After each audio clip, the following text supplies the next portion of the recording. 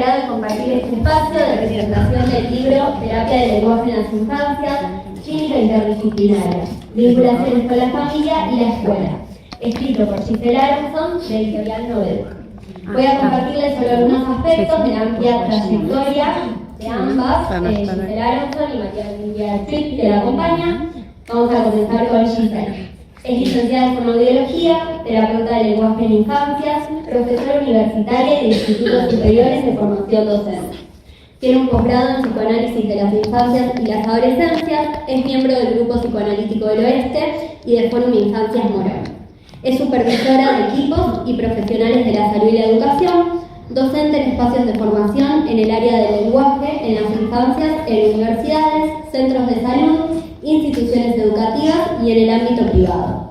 Es profesora en el Instituto Superior de Formación Docente número 108, Manuel Dorrego de Morón, y en el ámbito literario coordina talleres presenciales y virtuales. Ha publicado libros de cuentos, novelas y poesía. María Emilia Tripp es psicopedagoga y docente, supervisora de equipos de psicopedagogía de hospitales del Gobierno de la Ciudad de Buenos Aires, Álvarez, CESAC 13, Turán y otros. Es directora y fundadora del portal Por Psicopedagogía, coordinadora del grupo de estudio Hacer de la Pregunta un Lazo, docente de cursos organizados por los equipos de psicopedagogía dependientes de la Dirección General de Docencia, Investigación y Desarrollo Profesional del Gobierno de la Ciudad de Buenos Aires. Es docente en el Instituto Superior de Formación Docente número 45, Julio Carlos. Así que bueno, las escuchamos. Como eso que dijo, y soy Emi, ¿cómo les va? Buenas tardes. Creo que ya muchos han empezado tempranito a la mañana, ¿no? Con la jornada, ¿lo están disfrutando? Sí, muy bien. Veo que también tuvieron un recreíto, ahí muy interesante, impecable la organización acá del GPO, la verdad que hermosísimo todo. Arrancamos entonces sí con la presentación del libro de mi queridísima Giselle. Vamos con los anteojos. Quedó el micrófono ahí. Sí. No sé. Tanto lío con el micrófono. No toqué nada, ¿eh? A ver, o sí toqué, a ver. No. Hola, hola. Hola. Sí, no quiero. Al rebelde. No hay problema. Bueno, muy bien. En primer lugar, entonces, muchas gracias al GPO por la organización de este evento, a Mica por la presentación, a ustedes por la disponibilidad para este encuentro y a G por permitirme una vez más andar juntas. No se imaginan ustedes la alegría que es eso para mí. Nos conocemos con G en un trabajo en una escuela especial, allá lejos y hace tiempo, no vamos a decir cuántos años, pero hay algunos testigos por ahí, así que una alegría también, donde aprendimos mucho acerca de la profesión, de la discapacidad, la inclusión, la interdisciplina. No sabíamos en aquel entonces por dónde nos llevarían los caminos de la vida, ¿no? Acá estamos. Y me parece que puede ser interesante comenzar la presentación de este libro desde aquellos inicios que nos fueron reconociendo, como G, la fono, Emi, la psicopedagoga. Reconocimiento que surgió en primer lugar por algún título académico, la legalidad, por supuesto. Licenciada en fonoaudiología, dice uno, licenciada en psicopedagogía, dice otro. Reconocimiento que continuó, como les decía, con un trabajo compartido dentro del equipo de orientación escolar de una escuela del conurbano bonaerense. Hola, soy Emi, la psicopedagoga. Hola, soy G, la fono, asistente educacional en mi caso. Eso es lo que dicen los cargos instituidos por la modalidad especial. Pero convengamos que no alcanzan, ¿no? Ni un título ni un cargo para que haya encuentro. Para que haya encuentro hace falta, como les decía, el reconocimiento, saberse mirados por la mirada de alguien más, saberse interpelados por algún discurso otro y saberse escuchados porque hay tal convicción de que alguien tiene algo para decir que realmente ese algo nos conmueve. En ese sabernos conmovidas por lo que cada una tenía para decir, fuimos habitando entonces pasillos, escuelas, cafés, nacimientos y duelos, reuniones, talleres literarios, gran profe de talleres literarios, se las recomiendo, fui alumna también, consultorios, congresos, seminarios, grupos de estudio, presentaciones de libros, también, ¿cuántas van, G? Varios.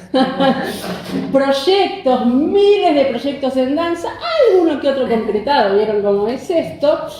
Vimos paredes literalmente derrumbadas, no les vamos a contar mucho de eso hoy. Nos han expulsado literalmente de algunos lugares, tampoco vamos a contarles mucho de eso hoy, pero seguimos andando, buscando, pensando. Y aprendemos juntas a derribar paredes, de las simbólicas, no se asusten, también a construir puentes y volver a armar sobre lo que parecía desarmado. Nos encontramos muchas veces en abrazos que reparan angustias. Nos buscamos detrás de la puerta, aprendimos a jugar a las escondidas, a bailar con desparpajo, disfraces, anteojos, de todo un poco. Recorrimos casas en plena pandemia, habilitamos las videollamadas, aprendimos lengua de señas.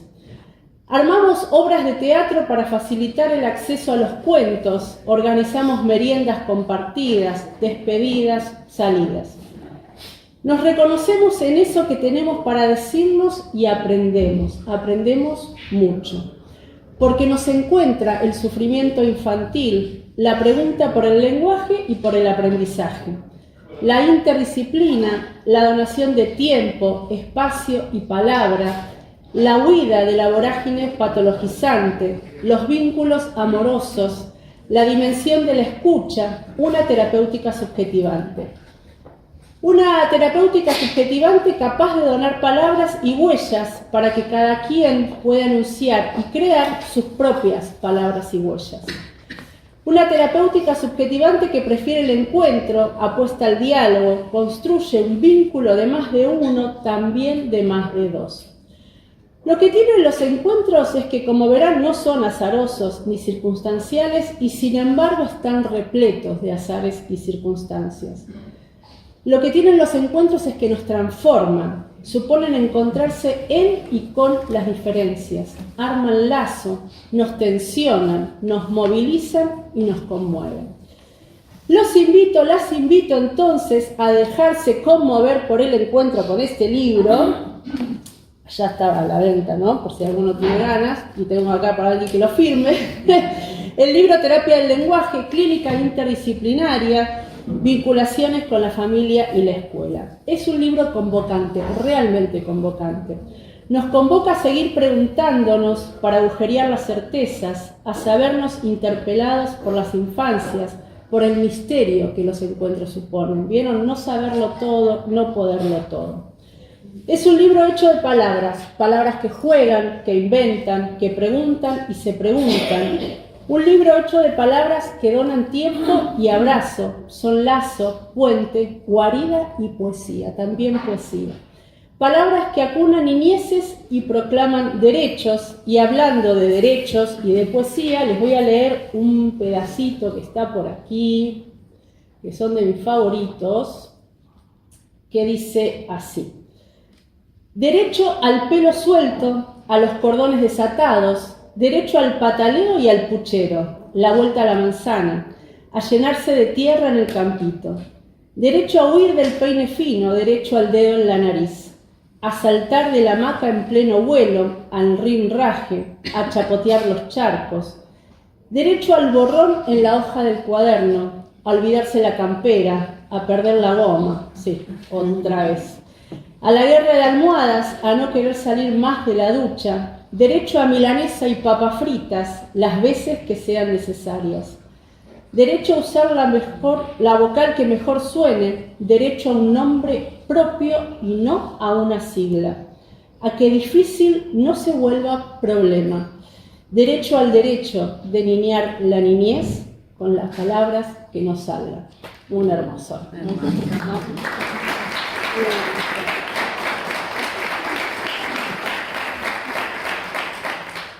Giselle nos invita en su libro a construir un lenguaje como construir un mundo. Se refiere a los primeros tiempos del psiquismo. Me parece que es una metáfora maravillosa construir lenguaje como construir un mundo que también podemos acunar para ser con otros, ser entre otros. nosotros, profesionales de la salud y de la educación, interpelados por las infancias, que podamos construir un lenguaje que nos habite para construir un mundo que nos habilite. También nos invita a ser primero presencia para después dejar el hueco que convoque a la palabra. Y miren este otro relato que les va a encantar también, que dice así: «Haceme pie», pedíamos. Había que treparse a una rama lejana de un árbol, un estante demasiado alto, una medianera que no permitía ver lo suficiente. Aparecía el pedido: «Haceme pie». Entonces nuestro amigo o nuestra amiga entrelazaba los dedos de ambas manos y formaba el escalón necesario para alcanzar la altura. Un hueco perfecto en el que apoyábamos nuestro pie y subíamos allí donde antes no podíamos llegar solos, solas. Llegar más allá con otro, con otra. A veces hacer silencio es como hacer pie. Alguien que está en el lugar de donante del lenguaje tiene que callar un momento, silenciarse y esperar a que el otro, la otra, el niño, la niña se apoye en ese hueco, en ese espacio de silencio, para que su palabra aparezca y pueda llegar a alcanzar altura, llegar más allá. Así escribe la señora. Bueno, este relato se llama Hacer silencio como hacer pie. Se trata, en palabras de Giselle, de ser primero presencia, como les decía, para después dejar el hueco que convoque a la palabra. Entonces, que podamos ser presencia, vos, yo, ellos, nosotros, todos, para después dejar el hueco que convoque a la palabra, a otra palabra, a una palabra otra. No se pierdan la oportunidad. Muchas gracias.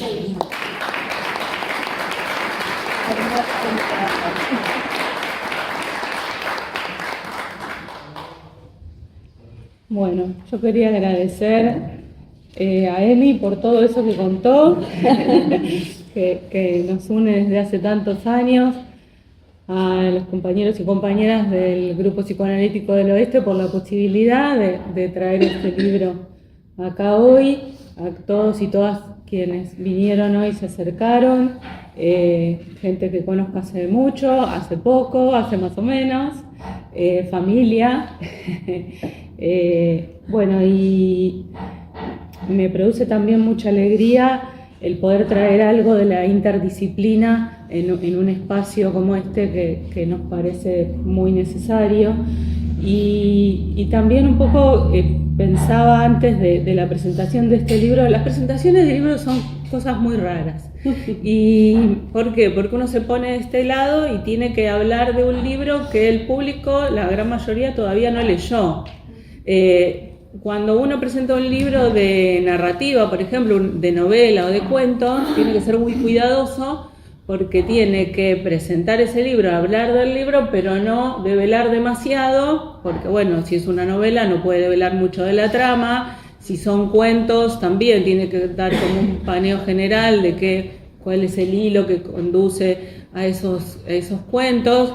Si es poesía y son poemas, los libros de poemas no tienen demasiados, no tienen 100, 200, algunos sí, pero en general tienen menos poemas y uno tiene que elegir cuál va a leer, porque si no termina leyendo todo el libro.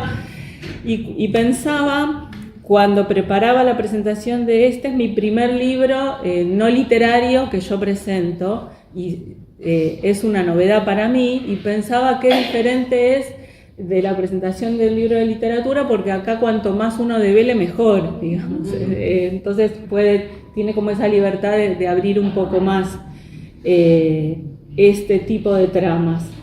Este libro surge por varias excusas. Primero, yo no sabía si era capaz de poder, porque bueno, tenía publicaciones en portales, en revistas, artículos, en libros compilados de otros, pero no sabía si yo iba a poder ser capaz de poder escribir un libro, entre comillas, académico, sí, no literario, por llamarlo de algún modo, Y gracias a la docencia me di cuenta de que sí, porque me di cuenta que si me dejaban hablar de terapia del lenguaje yo podía estar horas y horas, mis alumnas a las 2 horas se levantan y se van, pero en este caso dije, bueno, es como la excusa perfecta para hablar de esto que a lo que me dedico y que me apasiona, y que nadie se vaya, así que les pido por favor que se levanten y se vayan. Y esa fue una de las excusas. La otra es que en general cuando los y las terapeutas del lenguaje tenemos que escribir o buscar bibliografía o consultar, tenemos muy pocos libros referentes escritos por terapeutas del lenguaje que hablen de terapia del lenguaje. Son pocos. Yo los pocos, bueno, puedo nombrar el libro de Noemí Giuliani, que también está en la mesa dentro de una de las editoriales, artículos de Irene Sobol, el libro de Juana Levín, que es como nuestra Biblia casi, y más allá tenemos que pedirles prestado bibliografía o a la psicología o a la psicopedagogía, y eso termina siendo como un vacío bibliográfico que estamos atravesando en este momento y que bueno, hay que empezar a ocuparse de eso también, ¿sí? En este recorrido disciplinar de este abordaje que nosotros tenemos. Yo soy fonoaudióloga desde hace un tiempo. Cada vez que me presento como fonoaudióloga aclaro, soy terapeuta del lenguaje, y es algo que tengo que aclarar, a pesar de que Emi me dice no aclares tanto, ni esto ni todas las demás cosas, pero bueno, ¿por qué hace falta este agregado? La fonoaudiología surge como una rama de la medicina. De hecho, yo estudié la carrera en la Escuela de Fonoaudiología en la Facultad de Ciencias Médicas en Rosario, pero surge hace muchos años como era una especie como de auxiliar de los otorrinos, se dedica solo a la parte de foniatría, que era la parte de voz. Luego sigue creciendo la disciplina, se transforma en una disciplina académica de formación universitaria y se amplían a otras áreas, además de la voz, el habla, la audición y el lenguaje, ¿sí? Pero siempre, de algún modo, y como nos pasa también en un montón de otras disciplinas, sigue sujeta a ese gran paradigma médico que no solamente en cuanto a lo disciplinar, sino hoy por hoy podríamos hablar dentro de, creo que todo lo social se viene imponiendo de algún modo y marcando siempre un encuadre de cómo serían los abordajes, ¿sí? Bueno, las y los terapeutas del lenguaje nos corremos de ese paradigma, abordamos otras cuestiones, pero tenemos que aclarar todo el tiempo, básicamente, que no somos neurolingüistas, ¿sí? Que es la línea mayoritaria, muy mayoritaria, si vale esta redundancia, y que es lo que se viene imponiendo de un modo u otro todos estos años. Este modo de llamarnos terapeutas del lenguaje es de alguna manera se viene dando espontáneamente de parte nuestra, no está institucionalizado, no hay una especialización que sea terapeutas del lenguaje, sino más que nada es esto, una especie como de convención entre quienes trabajamos con esta línea de abordaje, sí, para diferenciarnos de la línea neurolingüística, que también es un poco paradójico o incómodo estar mencionándose a una misma por la negativa. No somos neurolingüistas, por eso también surge esta necesidad de, bueno, de alguna manera concebirnos desde este lugar. No es fácil ser minoría en los tiempos que corren. Hay una estructura, un sistema que nos impone una estructura que abarca todo, que coloniza todo, y a nosotros y nosotras que somos minoría, y creo que en esto podemos incluso unificarnos y hablar desde una primera persona de plural, que somos nosotros, que vemos otras cosas, que trabajamos desde otro lugar diferente, nos quedan resquicios, grietas, endijas donde meternos y desde allí traccionar. Y bueno, nosotros los fonobiólogos y fonobiólogas que somos terapeutas del lenguaje, nos posicionamos en 3 pilares, ¿sí?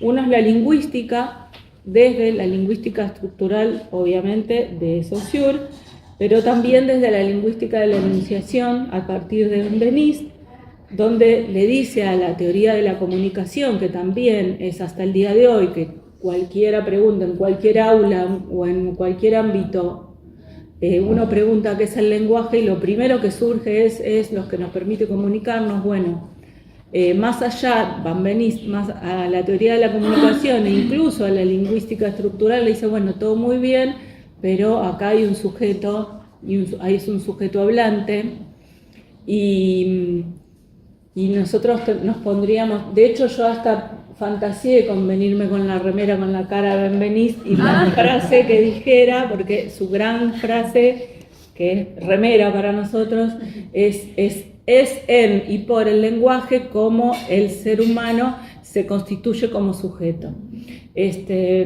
Me hubiera gustado traer esta remera, lo pensé, después pensé que iba a estar lleno de profesionales de salud mental y dije, mejor no, vamos con el suéter.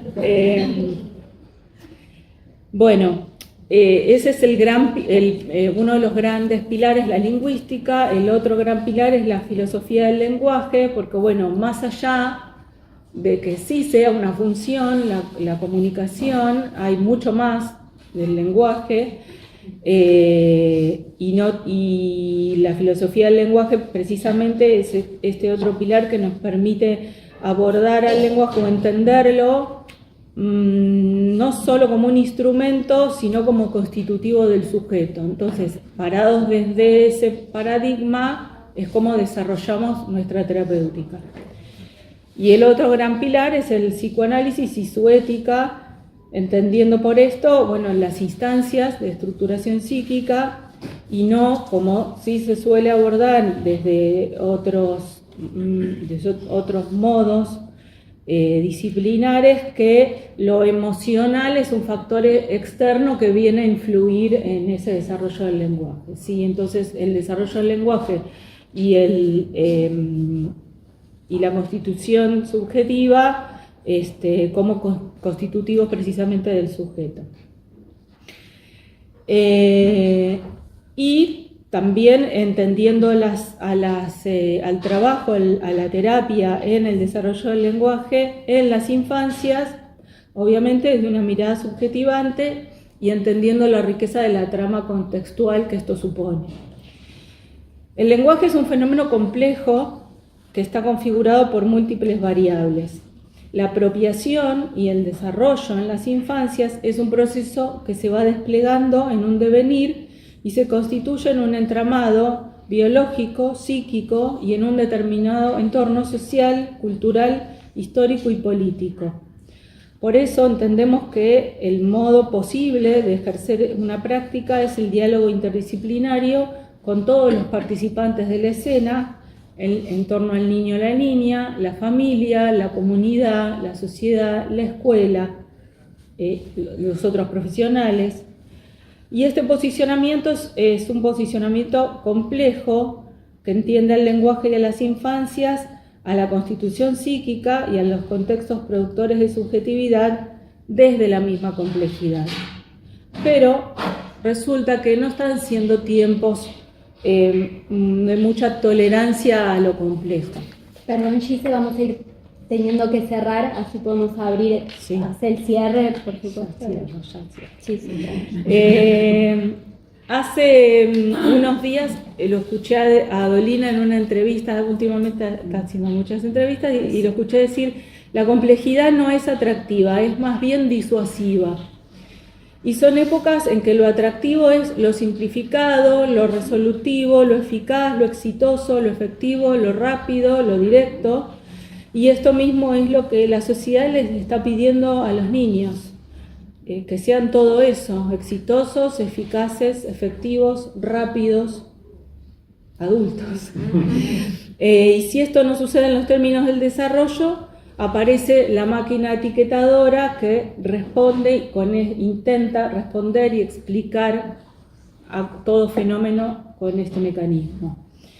Pero por suerte, desde las minorías en la historia se lograron grandes conquistas, por eso seguimos insistiendo, no nos dejamos disuadir por la complejidad y preferimos el pensamiento, el análisis, la espera, el acompañamiento, el devenir, la revisión, la supervisión y el trabajo colectivo.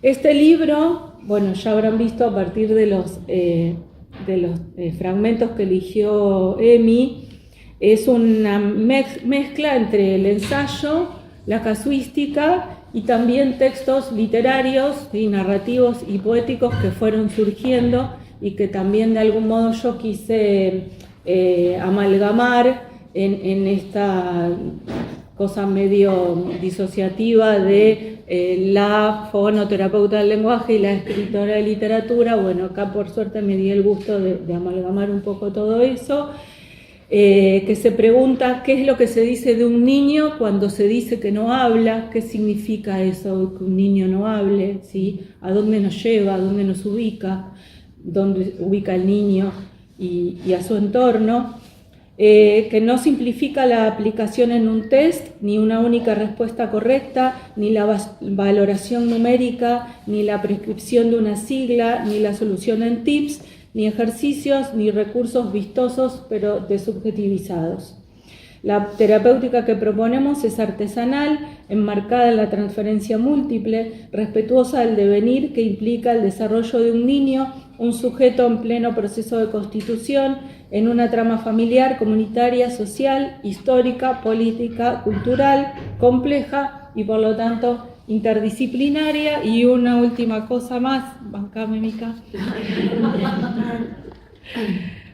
Es un poema que surgió hace unos años, se llama 45 minutos y dice: entra o viene conmigo, o lo traigo, me mira a veces, otras pasa su dedo por los bordes, apoya la espalda sobre el piso, sonríe al aire, hace chasquidos con la lengua.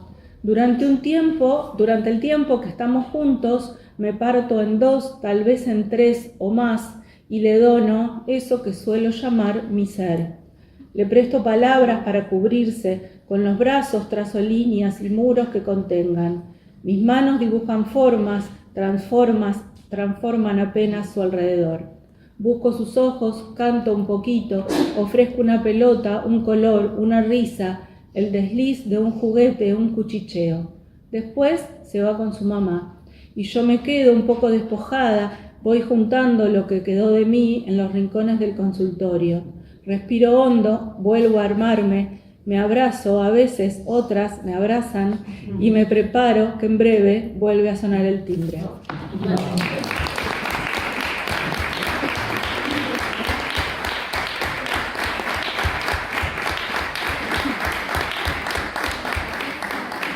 Muchas gracias, Gise. La verdad que es un hermoso libro que trae aportes muy importantes, me parece, para pensar en la interdisciplina y que realmente creo que desde las diferentes profesiones aporta un montón. Así que bueno, no sé si alguien brevemente quiere hacer algún comentario, así que ya continuamos.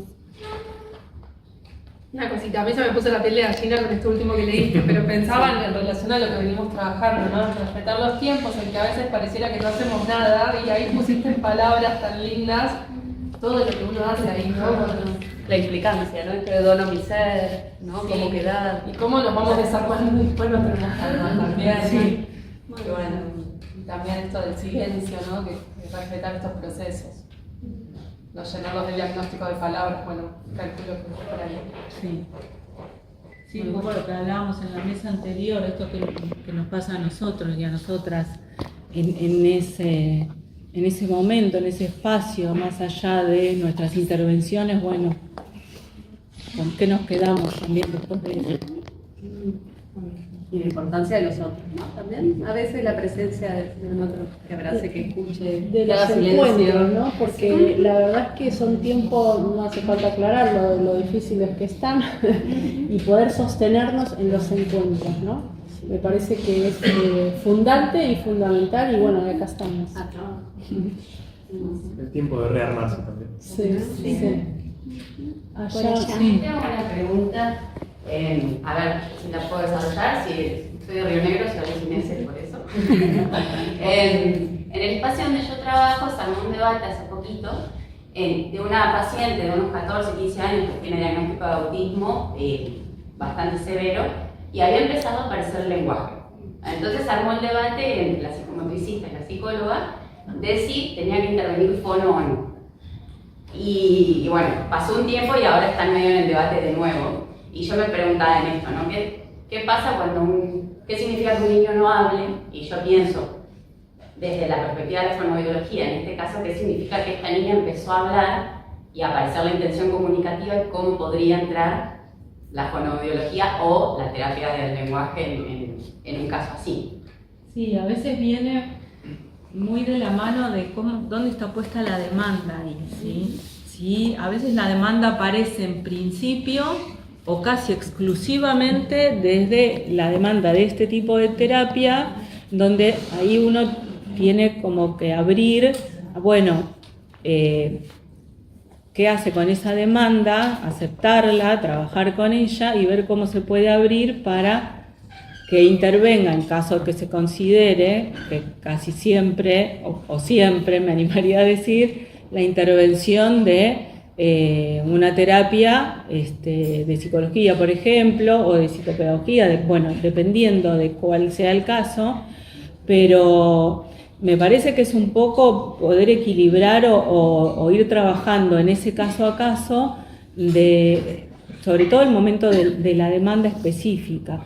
En general, lo que suele estar ocurriendo últimamente es que el elemento no habla viene a ser como el único elemento que se considera para aplicar determinado diagnóstico, sobre todo si es un diagnóstico de autismo. O sea, se equipara a que un niño o una niña no hable a que eso sea causa-consecuencia, entonces es porque el diagnóstico es ¿sí? Hay un montón de otras cuestiones que eso en el libro lo abordo, que hablan de lo que llamamos intencionalidad comunicativa, que no es nada más y nada menos que cómo se vincula ese niño, que puede ser o no a través del lenguaje, y me pongo más específica, no necesariamente sea, o sea, que sí se da a través del lenguaje, pero todavía no apareció la palabra ahí. Pero podemos decir que un niño o una niña están en el lenguaje aunque todavía no haya aparecido la palabra, ¿sí? Entonces, bueno, todas esas distancias, ¿cómo fue el proceso para ese diagnóstico? Y también qué relación entre el tiempo en que ese diagnóstico se dio, se empezó a trabajar con alguna terapia y lo que empezó a pasar con esa